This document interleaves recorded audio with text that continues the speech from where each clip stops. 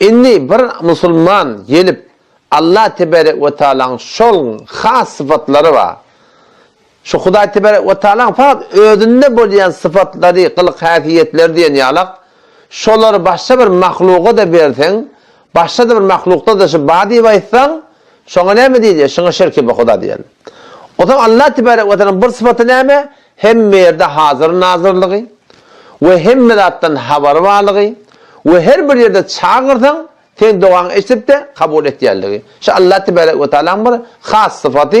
İnni gelip şır sıfatıdan başka bir yerde badi meklik, başka da şeyler bir adam var, ferişte var, şeyler peygamber var, hem yerde hazır nazır, her yerden çağırdan eşitip du, deyip du deyip herkese, Nauz billahi ne böyle şey Huday Tebarek ve Teala'nın şu sıfatından mahluğu dengettiğin oluyor. Bir adam oluyor ne şiirci cedete ne mensune evliyaları, peygamberleri, şehitleri, solahaları ki ölüp gidiptirler, şoları daştan çağırmaklık. Bir adam oluyor kabrın yakıncana var ya. Kabrın deyip canına varıp ey falan ey sen de dua ede var. Şey değil tabi halaf sünnet tat. Bid'at tat, şeriatta yok tat. Ama tarafa değilmiyor, tek şey için şirk değilmiyor yani. Şu halaf sünnetliğine, halafı dinliğine, halafı tertibi nebiliğine bana hiç kimse yok. Yani çünkü kişi tarifi şirke girmeye, çoğunu ne deyipti? Öyle eşciye deyipti, ölün deyip çağırına da. Şu eşciye deyipti, şu mebnamına sen de bana dua ediyor diye. Iş halaf sünnet, batıl iş, halaf şeriatta, ama şirkin tarifine dahil olmuyor. Sonra ne diyeyim? Eşciye deyipti, o da entecvar. Sen metodum eşit durdun. Ben sana dua et diyen, şunu yalak edip, öyle bir tevcih ediptirler. Halbuki bu amal aslında doğru değil. Yani bir adam oluyor, daştan çağırıyor. O şu daştan çağırıp da, şöyle bizim sesini eşittiye, her yerde bolsak, o zaman bizim sesini eşittiye, bize dua edip veriyor diysen, şu tarzda şu Allah Tebarek ve Teala'nın her yerde hazır nazır bulup, her yerden ses eşitmeklik ve her kimin duanı kabul etmeklik diyen Rabba, şu sıfatı sen mahluğa verdiğin oluyor. O da gitmeyin. Allah Melek Nevi rahmetullahi aleyhden şunu toraptırlar. Mecmu'atul Fetava diye bir kitabı Allah Melek Nevi rahmetullahi aleyhin Sefi bir seftinde şunu toraptırlar. Ki ma kavlukum rahimukumullahu teala. Şun hakkında siz ne fetva veriyatınız ey ulemalar deyiptir. Allah size rahmetsin. Dedim mesele ki adete evam indiyares. Şu mantıkada ama adamların adeti var. Ne diyorlar? Ki der vakti musibetu hacet. Bir musibet yetişenine, kıyınçılık yetişenine ez duru ba'id, taştan ha. Dava şunu tünhenir. Eğer sen malakim, yani tarife şirke girmeye diyenim şey. Yakından çağırsa dua ettiği öyle doğru değil, onun gurun yok. Ama fetva ne menüsüne? Şirkin üstüne.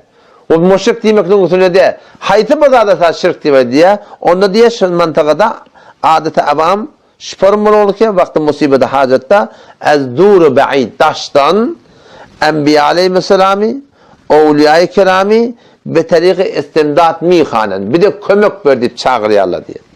O etikatları var ki şöyle hazır naziren der hem hal. Hem işte bizim yardımından haber var diye etkiler diye. Ve her vakit ki merdum inşallah mihanen her vakti ki şöyle çağıranda muttele geçti ola haberli olup der encam makazet bizim malağım çağırıyorlar.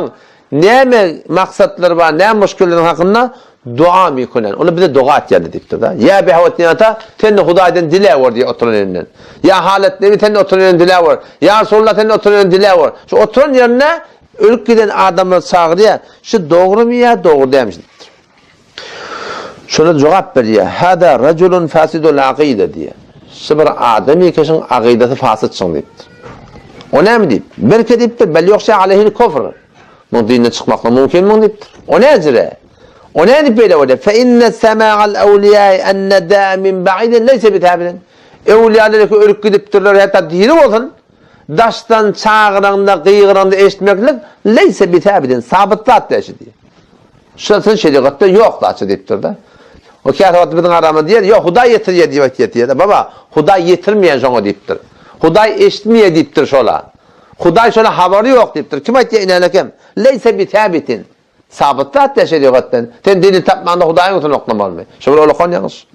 Leyse bitabitin. Velle ilmul kulli bi cemi'il cüziyat fi cemi'il azman muhtesun billahi celle celaluhu.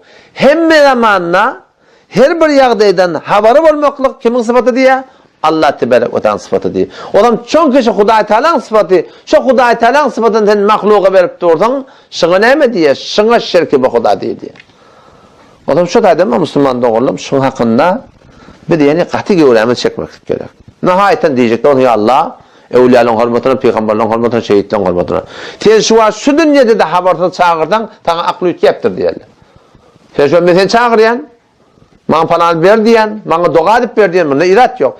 Ama sen olsan ol, ya bana anında gezip yerdin, sen benden haberin yok. Ben seni çağırdım. Oturan adamla bana ne mi diyor? Yütkeptir, o senden haber yok. Ölüp giden adamı da bizden haberi yok.